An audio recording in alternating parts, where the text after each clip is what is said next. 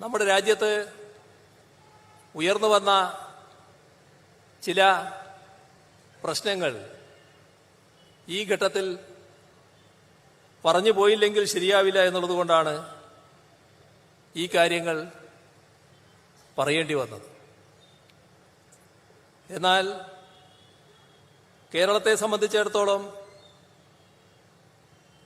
ചില കാര്യങ്ങൾ കൂടി പറഞ്ഞുകൊണ്ട് അവസാനിപ്പിക്കാമെന്നാണ് തോന്നുന്നത്.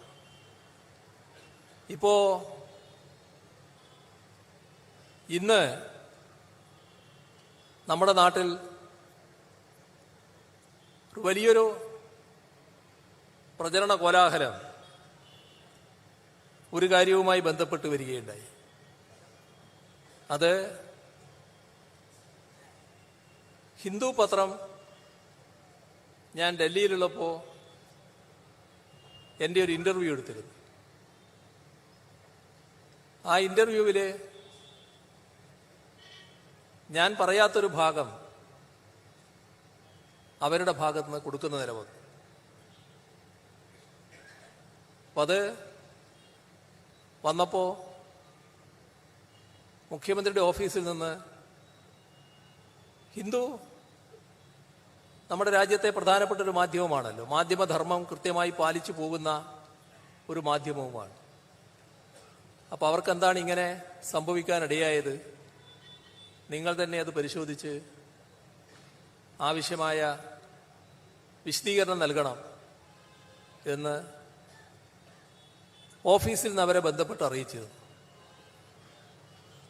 ഞാൻ മനസ്സിലാക്കുന്നത് ഇതിനകം അവരുടെ വിശദീകരണം വന്നു കഴിഞ്ഞു എന്നാണ്. കൃത്യമായി ഞാനത് കണ്ടിട്ടില്ല. എങ്കിലും ഞങ്ങൾക്കൊരു വീഴ്ച പറ്റിയതാണ് എന്നവർ സമ്മതിച്ചിട്ടുണ്ട് എന്നാണ് ഞാൻ മനസ്സിലാക്കുന്നത്.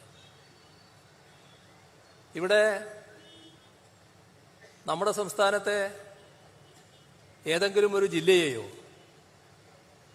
ഏതെങ്കിലും ഒരു മതവിഭാഗത്തെയോ പ്രത്യേകമായി കുറ്റപ്പെടുത്തുന്ന ഒരു സമീപനം എൻ്റെ ഭാഗത്തു നിന്നുണ്ടായിട്ടില്ല. ഞാനീ മാധ്യമങ്ങളെ കാണുന്നതും ഇതുപോലുള്ള പൊതുവേദികൾ സംസാരിക്കുന്നതും വിരളമായിട്ടല്ലോ, ദീർഘകാലമായി തുറന്നു വരുന്നൊരു കാര്യമാണല്ലോ. ആ തുറന്നു വരുന്നതിനൊരു രീതിയുണ്ടല്ലോ.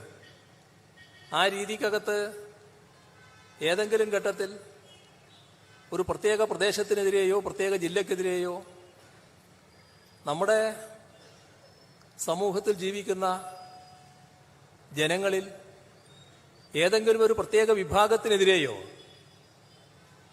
എൻ്റെ ഭാഗത്ത് നിന്ന് പരാമർശങ്ങൾ ഉണ്ടാകാറില്ല എന്ന് എല്ലാവർക്കും അറിയാമല്ലോ. അതെല്ലാം പൊതുവെ അംഗീകരിക്കപ്പെട്ട വസ്തുതയും യാഥാർത്ഥ്യവുമാണല്ലോ.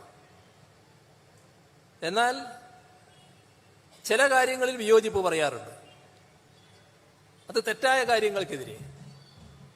ഇപ്പോൾ വർഗീയ ശക്തികൾ, വർഗീയത, അതിന് ശക്തമായി തന്നെ എല്ലാ ഘട്ടത്തിലും വിയോജിപ്പുകൾ രേഖപ്പെടുത്താറുണ്ട്. വർഗീയ ശക്തികളെ തുറന്നെതിർക്കാറുമുണ്ട്. ആ വർഗീയ ശക്തി എന്ന് പറയുന്നത് ഏതെങ്കിലും ഒരു പ്രത്യേക മതവിഭാഗമല്ലല്ലോ. ഇതെല്ലാം എത്രയോ തവണ വ്യക്തമാക്കപ്പെട്ട കാര്യമാണല്ലോ. ഇന്ത്യയിലെ ഏറ്റവും വലിയ വർഗീയ നിലപാട് സ്വീകരിക്കുന്ന RSS അവരെ എതിർക്കാറുണ്ട്. അതിന്റെ അർത്ഥം ഹിന്ദുക്കളെ ആകെ എതിർക്കുന്നു എന്നാണോ? അപ്പോൾ ഭൂരിപക്ഷ വർഗീയതയെ ആ വർഗീയത എന്ന നിലക്ക് എതിർക്കുന്നു. ന്യൂനപക്ഷ വർഗീയതയുണ്ട് നമ്മുടെ നാട്ടിൽ, നമ്മുടെ രാജ്യത്തുണ്ട്. ന്യൂനപക്ഷ വർഗീയതയെ ഞങ്ങൾ എതിർക്കുന്നു. ന്യൂനപക്ഷ വർഗീയത എതിർക്കുന്നത് ഏതെങ്കിലും ന്യൂനപക്ഷ വിഭാഗത്തെ എതിർക്കലാണോ? അങ്ങനെ ഏതെങ്കിലും ഘട്ടത്തിൽ കാണാൻ കഴിയുമോ? അപ്പൊ നമ്മുടെ രാജ്യത്ത് ഭൂരിപക്ഷ വിഭാഗമായാലും ന്യൂനപക്ഷ വിഭാഗമായാലും അവയിലെല്ലാമുള്ള മഹാഭൂരിപക്ഷം ആളുകൾ മതനിരപേക്ഷമായി ചിന്തിക്കുന്നവരാണ്. അവർ വർഗീയതക്കടിപ്പെട്ടവരല്ല. വർഗീയതക്കടിപ്പെട്ടവർ ചെറു ന്യൂനപക്ഷമാണ്. ആ വിഭാഗത്തെ ഒറ്റപ്പെടുത്തണമെന്നതാണ് എല്ലാ കാലത്തും സ്വീകരിച്ചു വരുന്ന നിലപാട്. ഇവിടെ സർക്കാരുമായി ബന്ധപ്പെട്ടുള്ള പ്രവർത്തനങ്ങളുടെ ഇടക്ക് ഒരു സ്വർണ്ണക്കടത്തുമായി ബന്ധപ്പെട്ട പ്രശ്നങ്ങൾ വന്നു. അതിൽ വിമാനത്താവളങ്ങൾ വഴിയുള്ള സ്വർണ്ണക്കടത്ത്. നമ്മൾ കോഴിക്കോട് അന്താരാഷ്ട്ര വിമാനത്താവളം, കോഴിക്കോട് വിമാനത്താവളം എന്നാണ് പേരെങ്കിലും അത് കരിപ്പൂരിലാണല്ലോ, മലപ്പുറം ജില്ലയിലാണല്ലോ സ്ഥിതി ചെയ്യുന്നത്. അപ്പോൾ ആ എയർപോർട്ട് വഴിയുള്ള സ്വർണ്ണക്കടത്ത് മലപ്പുറം ജില്ലയിലുള്ള കേസായിട്ടാണ് രേഖപ്പെടുത്തുക. അതാ ജില്ലക്കെതിരായുള്ള കാര്യമല്ലല്ലോ. ആ എയർപോർട്ട് വഴി നടക്കുന്ന സ്വർണ്ണക്കടത്തിന്റെ കാര്യം പറയുമ്പോൾ അതാണല്ലോ കണക്കുകൾ വ്യക്തമാക്കുന്നത്. കഴിഞ്ഞൊരു പത്രസമ്മേളനത്തിൽ ഇത്തരം കാര്യങ്ങൾ വ്യക്തമാക്കേണ്ട അവസ്ഥ വന്നു. ഞാനത് കൃത്യമായി അവതരിപ്പിക്കുകയും ചെയ്തു. 2020 മുതലുള്ള സ്വർണ്ണക്കടത്ത്, അതിൻ്റെ കണക്ക് പരിശോധിച്ചാൽ കേരളത്തിൽ ആകെ പിടിക്കപ്പെട്ടത് 147 കിലോഗ്രാമിലധികം സ്വർണ്ണമാണ്. കൃത്യമായി പറഞ്ഞാൽ 147.79 കിലോഗ്രാം. ഈ 147 കിലോഗ്രാം സ്വർണത്തിൽ 124 കിലോഗ്രാമും കരിപ്പൂർ വിമാനത്താവളവുമായി ബന്ധപ്പെട്ടാണ് പിടിക്കപ്പെട്ടത്. കരിപ്പൂരിലെ കൃത്യമായ കണക്ക് പറഞ്ഞാൽ 124.47 കിലോഗ്രാം. അപ്പോൾ സ്വാഭാവികമായും അത് വിമാനത്താവളം സ്ഥിതി ചെയ്യുന്ന ജില്ല എന്ന നിലക്ക് ജില്ലകൾ തിരിച്ചു പറയുമ്പോൾ മലപ്പുറം ജില്ലയുടെ കണക്കിൽ വരും.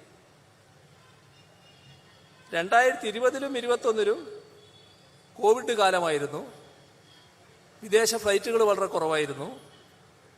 അതുകൊണ്ട് അതിൻ്റെതായ കുറവുണ്ടായിരുന്നു. 2022 കരിപ്പൂരിൽ പിടിച്ചത് 73.31 കിലോയുടെ സ്വർണമാണ്. അതായത് 37,96,68,795 രൂപയുടെ സ്വർണം പിടികൂടിയിട്ടുണ്ട് 2022. ഇവിടെ 2023 40 കേസുകൾ 32.81 കിലോഗ്രാം സ്വർണം പിടികൂടി. 19 കോടിയിൽ പരം രൂപയുടെ സ്വർണമാണ് പിടികൂടിയത്.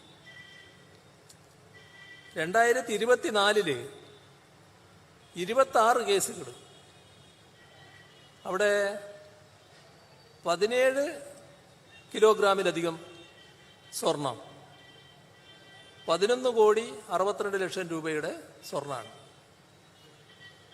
അപ്പോൾ ആകെ 156 കേസുകൾ, അതിൽ 123.99 കിലോഗ്രാം സ്വർണം. ഇതാണ് മൊത്തം പിടികൂടി. 68,81,00,000 രൂപയിലധികം വരും ഈ പണം. ഇതാണ് സ്വർണത്തിന്റെ കണക്ക്. ഇതാണ് വേർതിരിച്ച് പറഞ്ഞത്. ഇത് സംസ്ഥാനത്ത് പിടികൂടിയ സ്വർണത്തിൽ ഏറ്റവും കൂടുതൽ ഉള്ളതാണ് എന്നുള്ളത് വസ്തുതയാണ്. ഇതിൻ്റെ കൂടെ തന്നെ ഹവാല പണം പിടിച്ചതിൻ്റെ കണക്കും പറഞ്ഞു. അതിൽ 122 കോടി രൂപ മൊത്തം സംസ്ഥാനത്ത്. ആ 122 കോടി രൂപയിൽ 87 കോടി രൂപ മലപ്പുറം ജില്ലയിൽ നിന്നാണ് പിടികൂടിയത്. ഇതൊരു കണക്കാണല്ലോ, പിടികൂടിയ കണക്കാണല്ലോ പറയുന്നത്. അതിൻ്റെയും ഇനം തിരിച്ച വർഷം തിരിച്ച കണക്കുകളൊക്കെ പറയാൻ സാധിക്കും. ഇവിടെ നാം കാണേണ്ടത് ഇത്തരത്തിലുള്ള കാര്യങ്ങൾ വിശദീകരിക്കുമ്പോൾ സ്വർണ്ണക്കടത്ത്, ഹവാല പണം, അതുമായി ബന്ധപ്പെട്ടുള്ള കാര്യങ്ങൾ നാടിൻ്റെ പൊതുവായ അവബോധത്തിലേക്ക് കൊണ്ടുവരിക എന്നുള്ളതാണല്ലോ ഉദ്ദേശിക്കുന്നത്. തെറ്റായ ചില ചിത്രീകരണങ്ങൾ ഇതുമായി ബന്ധപ്പെട്ട് വന്നപ്പോൾ അതിൻ്റെ വസ്തുത എന്താണെന്ന് പറയുന്നതിന് കഴിഞ്ഞൊരു പത്രസമ്മേളനത്തിൽ കുറേ സമയം ചെലവഴിക്കേണ്ടി വന്നിരുന്നു. അപ്പോൾ ഞാനിപ്പോൾ അതിൽ കൂടുതൽ സമയം എടുക്കുന്നില്ല. ഇതുമായി ബന്ധപ്പെട്ട് സ്വീകരിച്ച നടപടികൾ അതിനെ തെറ്റായ രീതിയിൽ വ്യാഖ്യാനിക്കാൻ ചിലർ ശ്രമിക്കുകയാണ്. ഇപ്പോൾ സ്വർണ്ണ കള്ളക്കടത്തുകാർ, ഹവാല ഇടപാടുകാർ, അവരെ പിടികൂടുമ്പോൾ എന്തിനാണ് ചിലർക്ക് പൊള്ളുന്നത്? അത് മനസ്സിലാക്കാൻ കഴിയാത്തൊരു കാര്യമാണ്. നമ്മുടെ രാജ്യത്ത് നടക്കാൻ പാടില്ലാത്തൊരു കാര്യമാണല്ലോ. ആ നടക്കാൻ പാടില്ലാത്ത കാര്യങ്ങൾ നടക്കുമ്പോൾ അതിനെതിരെയുള്ള നിയമ സംവിധാനം ഉണർന്ന് പ്രവർത്തിക്കണ്ടേ? നിയമ സംവിധാനത്തിന്റെ പ്രവർത്തനത്തിൽ എന്തെങ്കിലും വീഴ്ചയുണ്ടെങ്കിൽ അത് തിരുത്താനല്ലേ പറയേണ്ടത്? ഉന്നയിച്ച കാര്യങ്ങൾ ശരിയല്ലാത്തതുകൊണ്ടാണല്ലോ അതുമായി ബന്ധപ്പെട്ട കാര്യങ്ങൾ വിശദീകരിക്കേണ്ടി വന്നത്.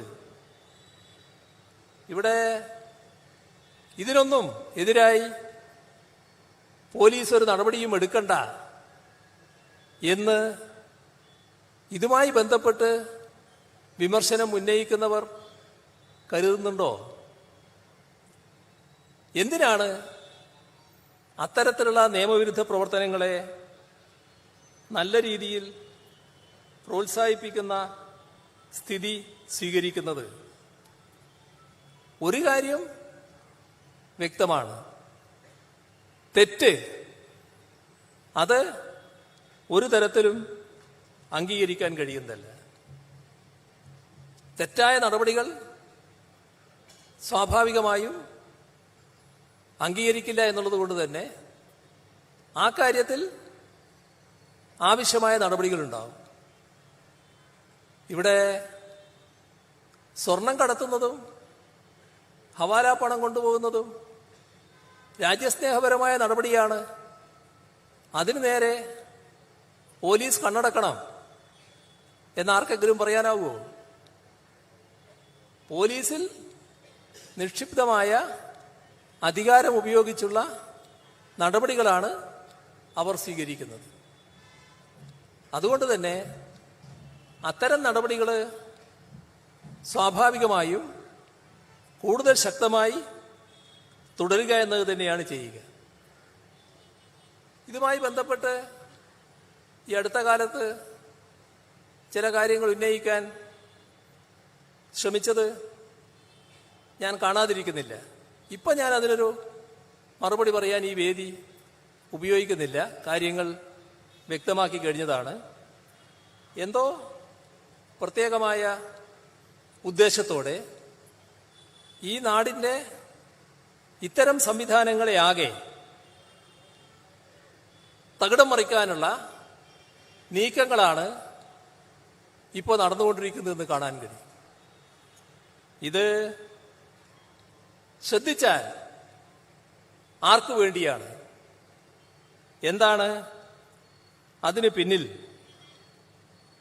ആരാണ് പിറകിൽ എന്നൊക്കെ മനസ്സിലാക്കാൻ കഴിയും. അതിന് വലിയ പ്രയാസമുള്ള കാര്യമല്ല. പിന്നെ CPIM-ന് അതിൻ്റേതായ സംഘടനാ രീതിയുണ്ട് എന്ന് എല്ലാവർക്കും അറിയാവുന്നതാണ്. ആ പ്രത്യേകമായ ചട്ടക്കൂടിൽ ഒതുങ്ങി നിന്നാണ് CPIM പ്രവർത്തിച്ചു പോകുന്നത്. ചില പ്രത്യേക ബോധോദയത്തിൻ്റെ ഭാഗമായി വഴിയിൽ നിന്ന് വായിൽ തോന്നുന്നതെല്ലാം വിളിച്ചു കൂവിയാൽ, കുറേ ആക്ഷേപങ്ങൾ ചൊരിഞ്ഞാൽ അതിൻ്റെ ഭാഗമായി തീരുമാനങ്ങളെടുത്തു പോകുന്ന ഒരു പാർട്ടിയല്ല CPIM. CPIM-ന് എല്ലാ കാര്യത്തിലും നിയതമായ രീതികളുണ്ട്. അത് ഒരു തെറ്റും അംഗീകരിക്കാത്തൊരു പാർട്ടിയാണ്. അതുകൊണ്ട് തന്നെ ആ പാർട്ടിയെ തെറ്റിലേക്ക് അങ്ങ് വലിച്ചഴിച്ച് കളയാം എന്നാരും തെറ്റിദ്ധരിക്കരുത്. അത് ആ രീതിയിൽ വലിച്ചിഴക്കാൻ കഴിയില്ല. ഇവിടെ ഗൂഢലക്ഷ്യം വേറെ എന്തെങ്കിലും ഉണ്ടെങ്കിൽ അത് ആ രീതിയിൽ നോക്കുന്നതാണ് നല്ലത്. ഇവിടെ കൃത്യമായ വർഗീയ അജണ്ടയുടെ ഭാഗമായുള്ള പുകമറ സൃഷ്ടിക്കാനുള്ള ഒരു ശ്രമം കാണുന്നുണ്ട്.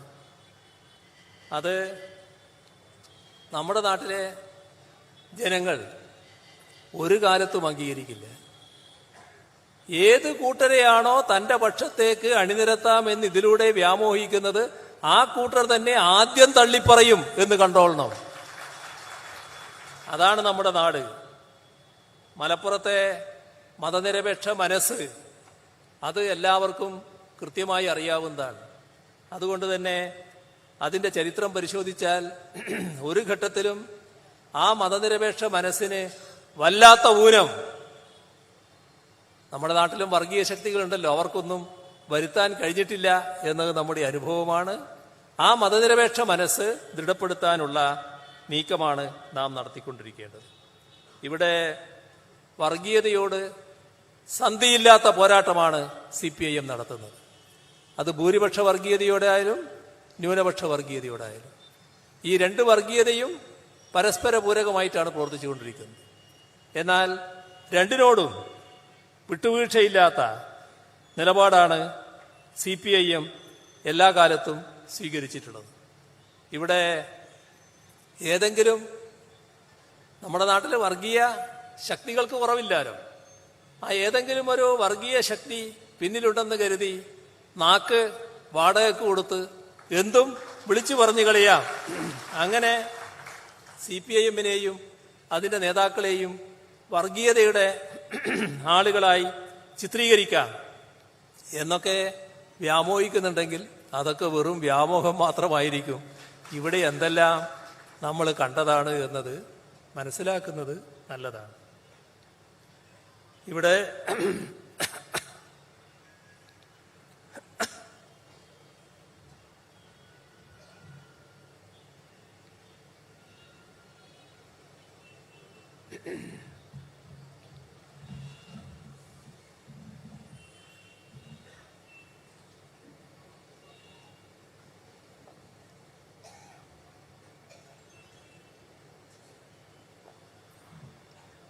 ഇപ്പോൾ വർഗീയതയോട് ഞങ്ങൾ സന്ധി ചെയ്യാത്തത് ആരെയെങ്കിലും തൃപ്തിപ്പെടുത്താൻ വേണ്ടിയല്ല. ഞങ്ങളുടെ പ്രതിബദ്ധമായ നിലപാടാണത്. ഞങ്ങളുടെ രാഷ്ട്രീയ പ്രതിബദ്ധതയാണത്. ഒരു വർഗീയ ശക്തിയോടും വിട്ടുവീഴ്ചയില്ല. ഇപ്പോ തൃശ്ശൂരിൽ BJP ജയിക്കാനിടയായ സംഭവത്തെക്കുറിച്ച് നമ്മുടെ പൊതുസമൂഹം ഗൗരവമായി കാണേണ്ടത് തന്നെയാണ്. അത് ഗൗരവമായി എല്ലാവരും പരിശോധിക്കേണ്ടതുമാണ്. എന്നാൽ കൺമുന്നിൽ വരുന്ന ചില യാഥാർത്ഥ്യങ്ങളുണ്ടല്ലോ. 2024 തെരഞ്ഞെടുപ്പ്, 2019 തെരഞ്ഞെടുപ്പ്. 2019 തെരഞ്ഞെടുപ്പ് നടന്നപ്പോൾ കോൺഗ്രസിന് കിട്ടിയ വോട്ടിൽ 24 ആയപ്പോൾ 86,000 വോട്ടിന്റെ കുറവ് വരുന്നു. ഇവിടെ പോയി ആ 86,000 വോട്ട്? ഞങ്ങള് LDF ജയിച്ചില്ല. പക്ഷേ ഞങ്ങളെ വോട്ട് മൊത്തമായിട്ടെടുത്താൽ 16,000 വോട്ട് വർദ്ധിക്കുന്നു. ആ വർധനവ് മതിയോ എന്നത് ഞങ്ങൾ പരിശോധിക്കേണ്ട കാര്യമാണ്. അത് പരിശോധിക്കുകയും ചെയ്യും. പക്ഷേ ഞങ്ങളെ വോട്ട് 16,000 വർദ്ധിക്കുന്നു. BJP 1,00,000 വോട്ടിലധികം വർധനവുണ്ടാക്കി ഭൂരിപക്ഷത്തോടെ ജയിക്കുന്നു. 1,00,000 വോട്ടിന്റെ വർധനവ് കഴിഞ്ഞ തവണത്തിൽ നിന്നും ഉണ്ടാക്കുന്നു. ആ 1,00,000-ലധികം വോട്ടുണ്ടാകുമ്പോൾ ഈ 86,000-ന് സ്ഥാനമില്ലേ? എന്തേ അത് കാണാത്തത്? അതല്ലേ ഗൗരവമായ പ്രശ്നം. അപ്പോ നമ്മുടെ നാട്ടിൽ തെറ്റായ പ്രചരണങ്ങൾ ആരും സ്വീകരിക്കാനോ അംഗീകരിക്കാനോ പോകുന്നില്ല. RSSന്റെ കേരളത്തിന്റെ ചരിത്രം പരിശോധിച്ചാൽ RSSന്റെ വളർച്ചയ്ക്ക് വേണ്ടി അനേകം സഖാക്കളാണ് ഇവിടെ രക്തസാക്ഷിത്വം വരിക്കേണ്ടി വന്നത്. സംഘപരിവാറിന്റെ കൊലക്കത്തിക്കരിയായാണ് അവരെല്ലാം രക്തസാക്ഷിത്വം ഭരിച്ചത്. ആ സഖാക്കളുടെ പാർട്ടിയാണിത്.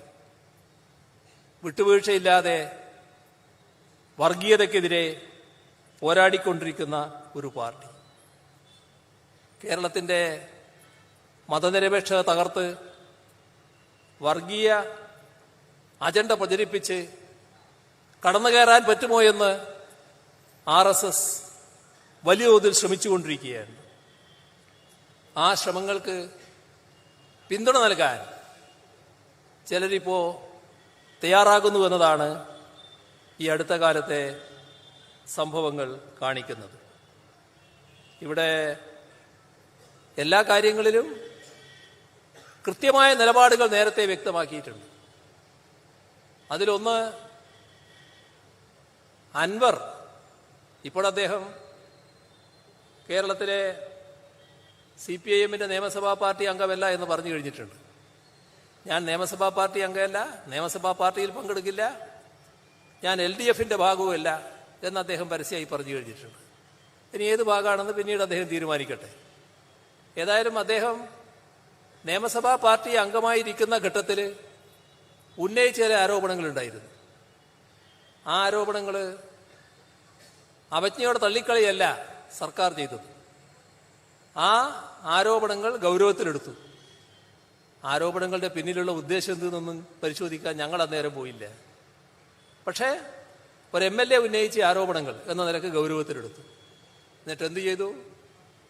അതുമായി ബന്ധപ്പെട്ട് പരിശോധിക്കാൻ കേരളത്തിലെ ഏറ്റവും ഉന്നതനായ പോലീസ് മേധാവി, അതാണ് സംസ്ഥാന പോലീസ് മേധാവി, അദ്ദേഹത്തിന്റെ നേതൃത്വത്തിലുള്ള ഒരു ടീമിനെ നിയോഗിച്ചു. ആ ടീമിന്റെ പരിശോധന 1 മാസം കൊണ്ട് പൂർത്തിയാക്കണമെന്ന് പറഞ്ഞിട്ടുണ്ട്. ആ പരിശോധന കിട്ടുന്ന മുറക്ക് അതിൻ്റെതായ നടപടികളിലേക്ക് കടക്കുമെന്നും പറഞ്ഞിട്ടുണ്ട്. ഇതാണ് ഞങ്ങൾ സ്വീകരിച്ച, സർക്കാർ സ്വീകരിച്ച നടപടി. ഇതിലൊന്നും സർക്കാരിന് മറച്ചു വെക്കാനില്ല. ആ റിപ്പോർട്ട് വരട്ടെ, വന്നതിന് ശേഷം ആ റിപ്പോർട്ടിനെ അടിസ്ഥാനപ്പെടുത്തി എന്ത് ചെയ്യണോ ആ നടപടികളിലേക്ക് സർക്കാർ കടക്കുകയും ചെയ്യും.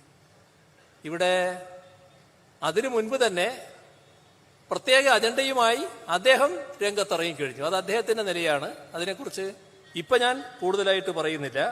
ഏതായാലും ഇതൊന്നും നമ്മുടെ നാട് അംഗീകരിക്കുന്ന ഒന്നല്ല.